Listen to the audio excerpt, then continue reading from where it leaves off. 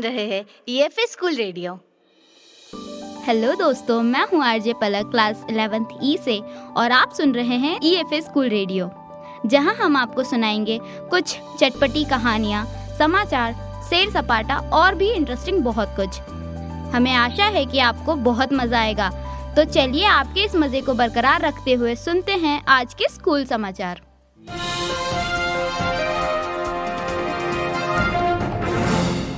शासकीय शालिग्राम तोमर उच्चतर माध्यमिक विद्यालय दौलतगंज उज्जैन का छात्र हूँ। मेरा नाम पुष्पेंद्र सिंह तंवर है।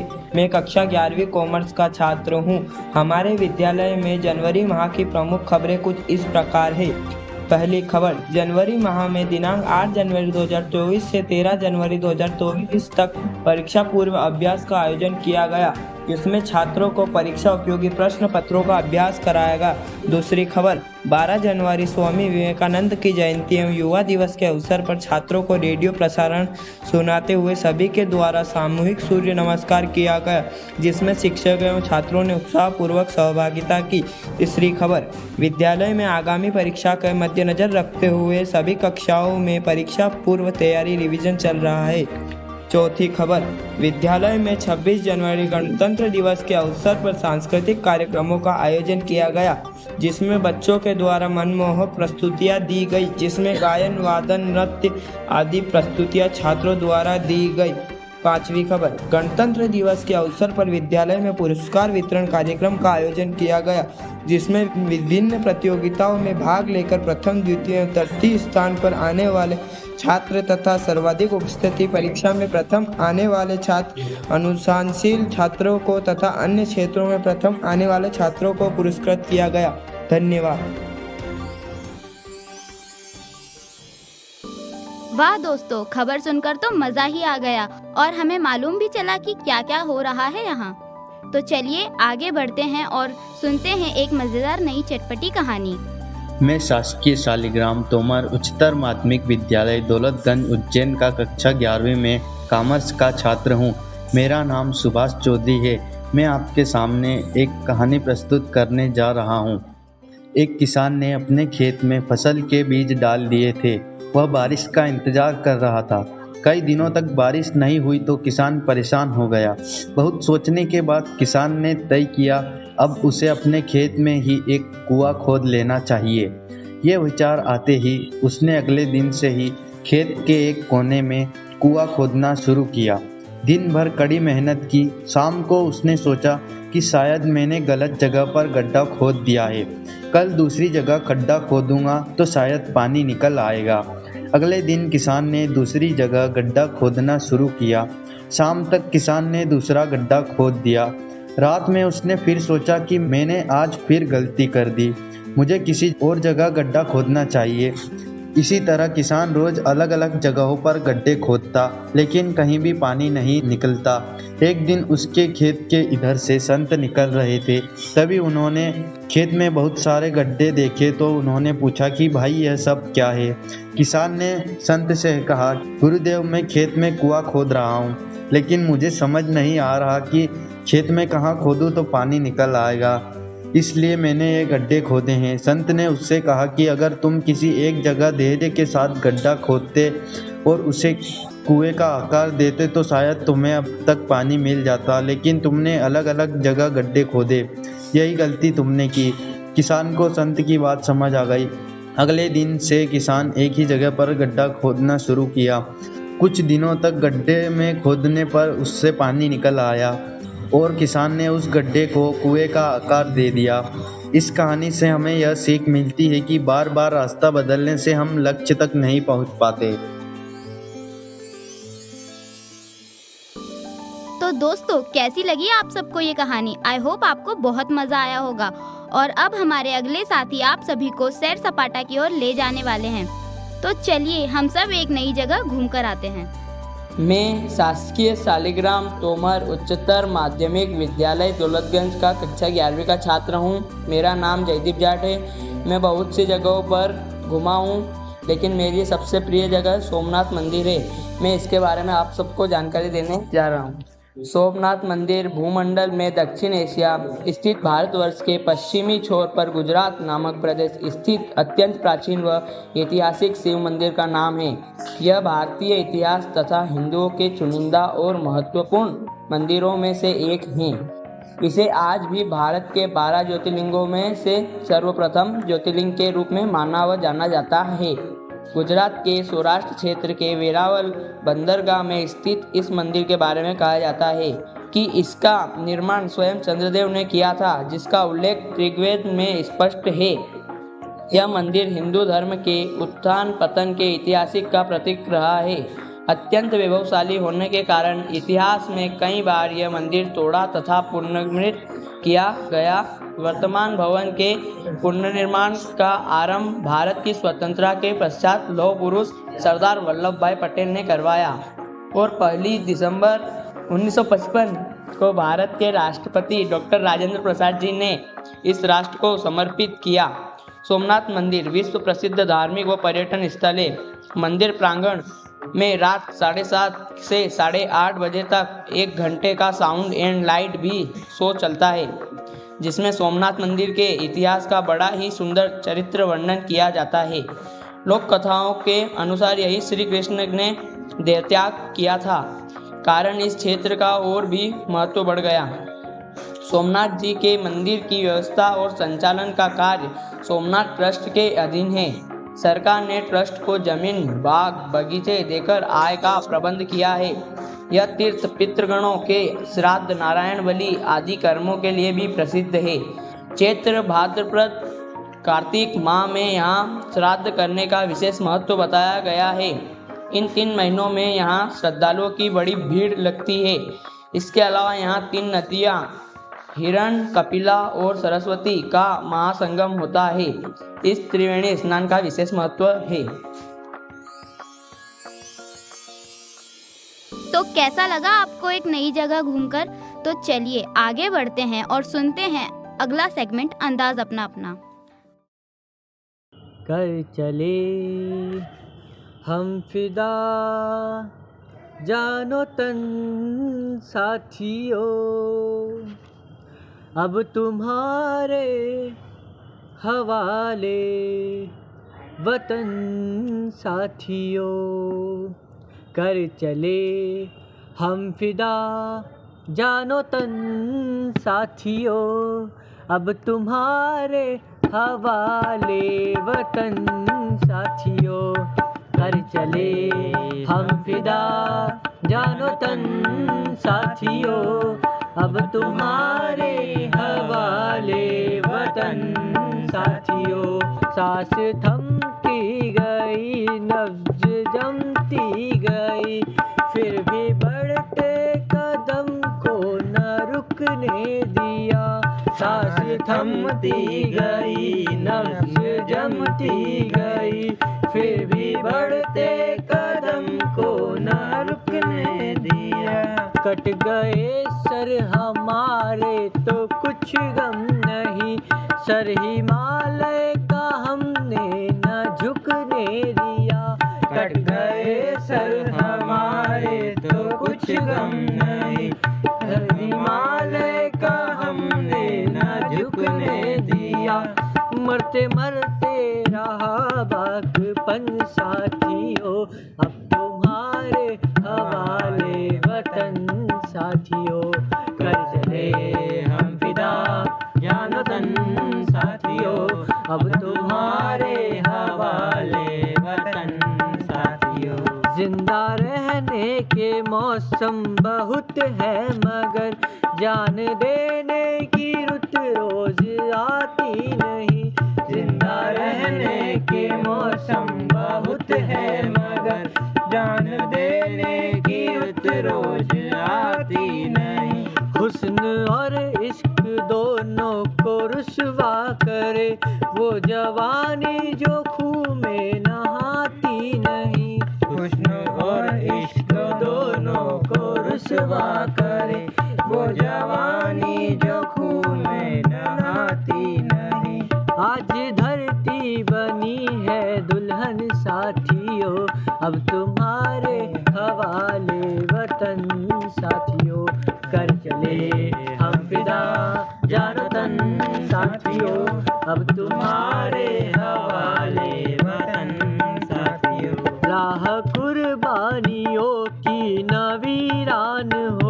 तुम सजाते ही रहना नए काफिले, राह कुर्बानियों की न वीरान हो, तुम सजाते ही रहना नए काफिले। फतह का जश्न इस जश्न के बाद है, जिंदगी मौत से मिल रही है गले। फतह का जश्न इस जश्न के बाद है, जिंदगी मौत से मिल रही है गले।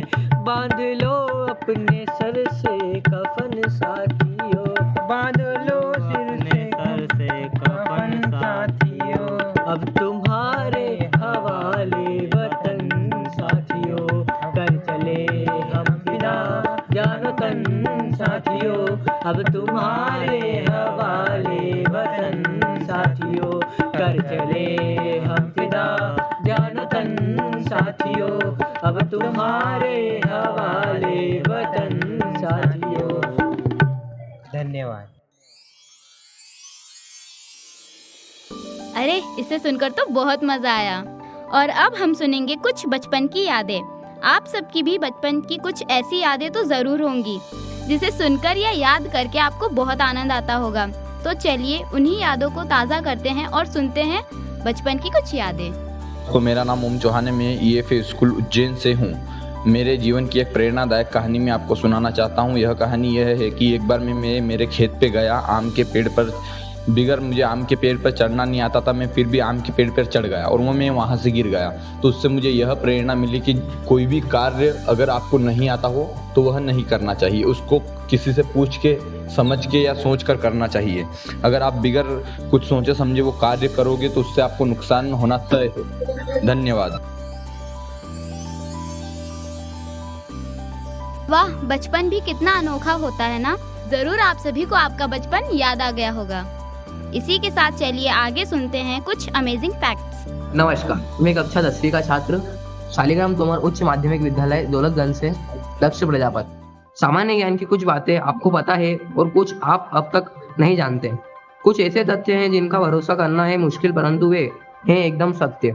जानिए ऐसे ही रोचक बातें जो आपके सामान्य ज्ञान में करेगी जबरदस्त वृद्धि। नंबर 1, दुनिया में 11% लोग बाएं हाथ का इस्तेमाल करते हैं। नंबर 2, अगस्त में सबसे ज्यादा लोग पैदा होते हैं। नंबर 3, खाने का स्वाद उसमें सलाइवा मिलने के बाद ही आता है। नंबर 4, औसतन लोग बिस्तर में जाने के 7 मिनट में सो जाते हैं। नंबर 5, भालू के 42 दांत होते हैं। नंबर 6, शुतुरमुर्ग की आंख उसके दिमाग से बड़ी होती है। अरे वाह दोस्तों, फैक्ट सुन के तो कुछ नया जानने का अनुभव हुआ। वैसे दोस्तों, आज मेरा मन हो रहा है मजेदार सी कविता सुनने का। आपका भी मन हो रहा है क्या? तो चलिए सुनते हैं एक मजेदार सी कविता। मैं शासकीय शालिग्राम तोमर उच्चतर माध्यमिक विद्यालय दौलतगंज कक्षा 11वीं कॉमर्स का छात्र हूँ। मेरा नाम रोहित चौधरी है। मेरी प्रिय कविता हरिवंश राय बच्चन के द्वारा लिखित है। जो बीत गई सो बात गई। जीवन में एक सितारा था, माना वह बेहद प्यारा था।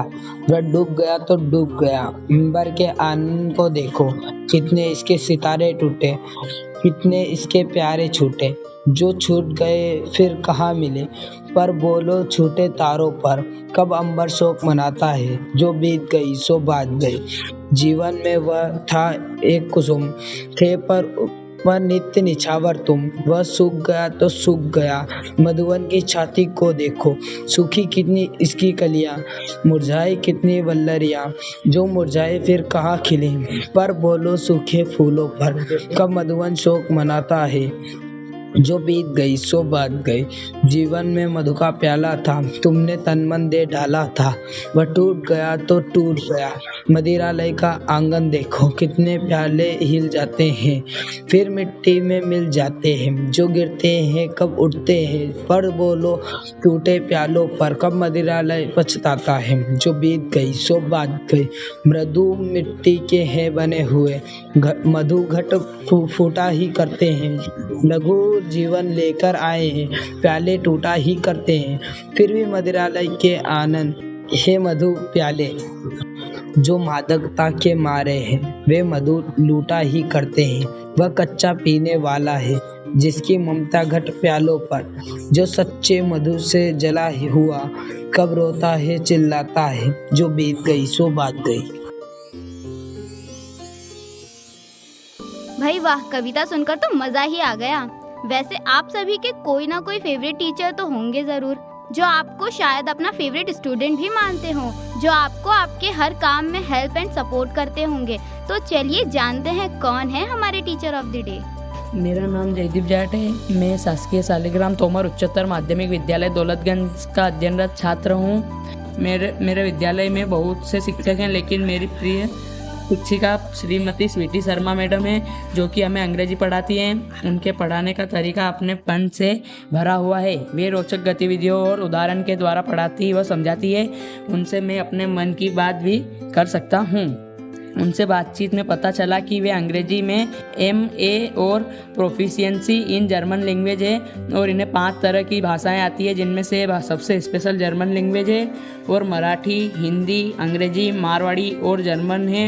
इनकी सारी शिक्षा महाराष्ट्र की है और मिशनरी स्कूल में पढ़े हुए हैं और इन्हें पढ़ाने के विषय में 19 साल का अनुभव है और 2005 से पढ़ा रही हैं। शास्त्रीय संगीत में विशेष योग्यता प्राप्त है। मैडम स्टेट वॉलीबॉल चैंपियन रही हैं। NCC और स्काउट गाइड में भी थी और मैडम उज्जैन में 2005 से रह रहे हैं और मैडम को अंग्रेजी पढ़ाने की प्रेरणा उनकी अपनी अंग्रेजी टीचर श्रीमती कुमकुम जोशी से मिली थी, जो कि अब अमेरिका में हैं। एवं सबसे महत्वपूर्ण बात, मैडम वेट लिफ्टिंग की ट्रेनिंग ले रही है। मैडम 180 किलोग्राम तक उठा सकती है। हम कक्षा में पढ़ाई के साथ साथ अपनी स्वयं की समस्याओं को साझा करते हैं। मैडम अनुशासन प्रिय हैं और बच्चों के साथ स्नेहपूर्ण व्यवहार करती हैं। वे गलत बात के लिए हमेशा डांटती हैं तो साथ में हमें प्यार भी करती हैं एवं भविष्य के लिए मार्गदर्शन भी करती हैं। इसलिए मैडम हम सब की प्रिय हैं। वाह भाई वाह, टीचर तो होते ही बेस्ट हैं। और आज के टीचर ऑफ द डे जानकर और भी मजा आ गया। इसी के साथ हमारे आज के एपिसोड का समापन करने का समय आ गया है। लेकिन दोस्तों, उससे पहले हम ये तो जान ले कि आज का स्कूल सुपरस्टार कौन है। Let's go. नमस्कार, मैं कृतिका वर्मा कक्षा 8वीं की छात्रा हूँ। आज मैं अपने विद्यालय की होनहार खिलाड़ी छात्रा इशिका चौहान का इंटरव्यू देने जा रही हूँ। हेलो इशिका। हेलो कृतिका। सबसे पहले मैं आपका परिचय लेना चाहूँगी। मैं शासकीय शालिग्राम तोमर उच्चतर माध्यमिक विद्यालय दौलतगंज की कक्षा 8वीं की छात्रा हूँ। मेरी माता का नाम मोनिका चौहान है और मेरे पिताजी का नाम राजेश चौहान है। आपके माता पिता क्या करते हैं? मेरी माता एक हाउसवाइफ है और मेरे पिताजी नौकरी करते हैं। इशिका, आप कौन से खेल में रुचि रखती है? मुझे लाठी युद्ध और पट्टेबाजी में रुचि है। आप किस उम्र से यह खेल खेल रही हैं? मैं 9 साल की उम्र से ही लाठी चलाना सीख रही हूँ। आप लाठी का युद्ध कहाँ खेलने गई हैं? मैं स्टेट लेवल तक खेल कर आ चुकी हूँ। मैं बनारस, ग्वालियर, भोपाल, देवास आदि जगह खेलने गई। आपको इस खेल में कौन कौन से पुरस्कार प्राप्त हुए हैं? मुझे सिल्वर मेडल और गोल्ड मेडल प्राप्त हुए हैं। भविष्य में आप क्या करना चाहेंगी? मैं लाठीबाजी के क्षेत्र में ही आगे बढ़ना चाहूंगी। आप आपके विद्यालय के साथियों से क्या कहना चाहती हैं? मैं अपने साथी को यही कहना चाहूंगी कि वे भी किसी न किसी खेल के क्षेत्र में आगे बढ़े और अपने जीवन को सफल बनाए। Thank you Sita. Thank you Kritika. अरे वाह, हमारे स्कूल सुपरस्टार को जानने की खुशी तो बहुत है। मैं आशा करती हूँ कि आपको आज का ये एपिसोड बहुत पसंद आया होगा और आपने इसे बहुत एंजॉय किया होगा। हमारे इस एपिसोड को लाइक, सब्सक्राइब एंड शेयर करना ना भूलें और कमेंट में ज़रूर बताएं कि आपको ये एपिसोड कैसा लगा। अब हम आपसे मिलेंगे अगले एपिसोड में। तब तक के लिए बाय बाय।